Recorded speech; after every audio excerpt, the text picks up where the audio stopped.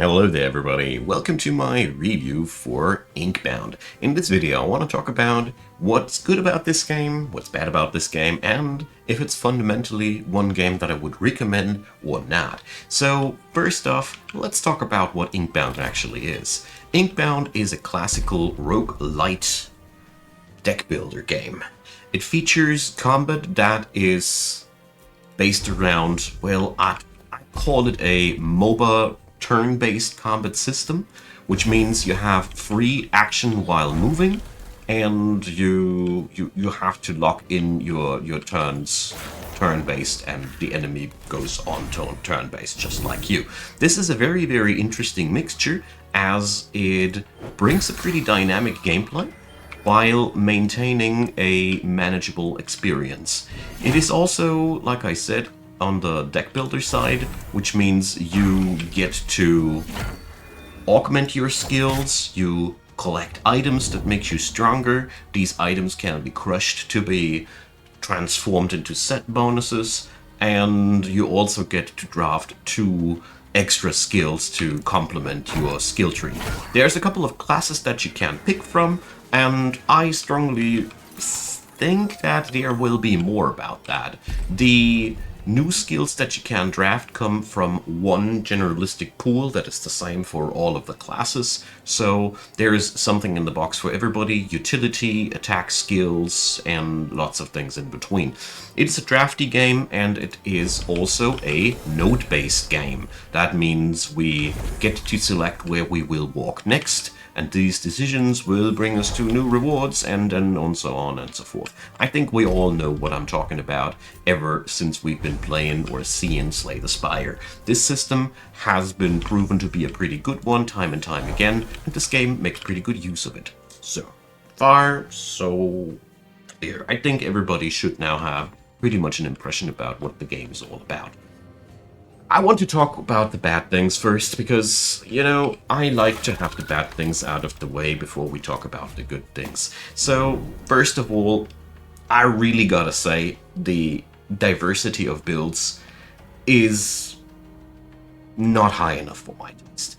You know, you can kill your enemies in various ways, but at the end of the day, it boils down to build a physical or a magical or a hybrid build, and then decide whether you want to crit or dot your enemies to death.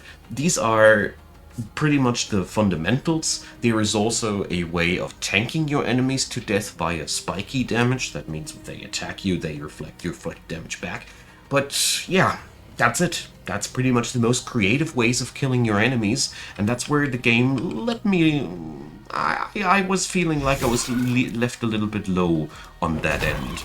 And the other complaint that I had is that the single run of this game feels a little bit lengthy at times. It really, well, especially since this game also hosts co-op, I really had trouble to finish my run with my significant other every now and then, and since you cannot have a second session running, you know, if you are in a multiplayer run, you can't start a single player run. You have to finish that multiplayer run first. Yeah, well, that really, in combination with these relatively lengthy runs, they are, depending on your playstyle, 1 hour to 2 hours, I'd say. Maybe somebody can crunch it down in 30 to 45 minutes, but if you want to do some tactical gameplay in a co-op, it turns out to be a little bit lengthy. That's been my impression. And, well, I gotta say, the story and the unlock system really bothered me the most. You get to unlock these items that you run on your character, the vestiges, and you unlock them via leveling your character. That is okay. You gain these level ups passively, and it's a pretty decent system. But there is also a massively convoluted quest system that also unlocks a lot of these vestiges, and that really ticked me off quite a lot, because quests in a game like this feel bad to me, because most of these quests involve a certain condition, and since this is a game that has ever-rising difficulty levels, I'm often at that point. So, do I now complete the quest and make my run harder artificially, or do I just finish my run successfully and don't do any further quests to unlock stuff? it really bothered me because at the end of the day I was often just running around and, well, I was just finding myself quite often just doing quests and abandoning the run just to finish the quest. That really bothered me. But, well, the worst offender in this game was for me the story. The story of the game is really hard to understand. It is filled with characters that I really don't like. I was not meeting anybody I found enjoyable. The characters really all treat your main protagonist like trash. And, well, at some point I was happy that I was just able to click through the dialogues. I mean, I'm a very needy reader. I do value good dialogue, and if the dialogue is not good enough for my taste, I'm very grumpy quite quickly. Let me know what you guys think. It is a minor complaint, as the story does not really contribute much to the gameplay. Now, let's finally talk about the good things. So, the good things about this game is, well, the gameplay is amazing. The combat feels really good, it is smooth, it is action-packed, due to the fact that you can do a lot of mobility and hopping around and whatnot while maintaining a pretty cool turn-based order of things. Yeah, I really enjoy this. This is really fun, and most importantly, it breaks the mold. This is something that I haven't played in all these roguelite deck builders yet before, and that really, that's really something that I gotta point out. The combat system is amazing. It's a lot of fun, and it doesn't stop to be fun, you know? It's pretty good. There's absolutely nothing that I can say about it. Also, the builds that you can make with the characters that you got are fun. There's a lot of cool things that you can do, and I enjoy myself thoroughly with playing this game with all the builds that you can make. Yes, I made the complaint that there is not much build diversity, I know, but at least the builds that we got are fun. They just grow stale after a while. The items, the vestiges, and the set bonuses are equally fun. There's a lot of creativity behind there. There's a lot of cool utility things that you can utilize there, and all in all, I really feel like that's one of the strongest sides. The combat system in combination with the skill and item system in combination with the augment system. You can augment each skill 3 times. Augments also come in rarities, and therefore you are constantly within the conflict to upgrade your stuff quickly and have short-term yields with uncommon upgrades, or you go for the costly upgrades and you delay your early game power spike with that. This is a really cool system, and on top of that, most augments of those skills are really fun, creative, and I enjoyed using them. So that is really cool. Also, on a very bright side, the co-op mode is fun. I enjoyed myself playing with my wife a lot, this thing, and you can play it with up to 3 people. The synergy is really cool. Everybody can act simultaneously, so if you are in a voice call or sitting in the same room, you can coordinate yourself really well. You can take specialized roles, you can take the holy trinity of tanking, supporting, and damage dealing, or you do whatever you want. There is a lot of really cool systems in work that make the co-op really shine. I gotta say, the co-op even goes so far as being even a bit more fun than playing solo. That's a really cool thing. I never played with randoms, so I can't really say anything about the multiplayer co-op options at that end, because, you know, I'm personally either playing solo or with people that I know. It's just me personally. But all in all, these are the real bright sides. The game offers a lot of replayability as well, because the augments change your skills really in many interesting ways, and yeah, that's stuff that I really thoroughly enjoyed. So let's move on to the verdict.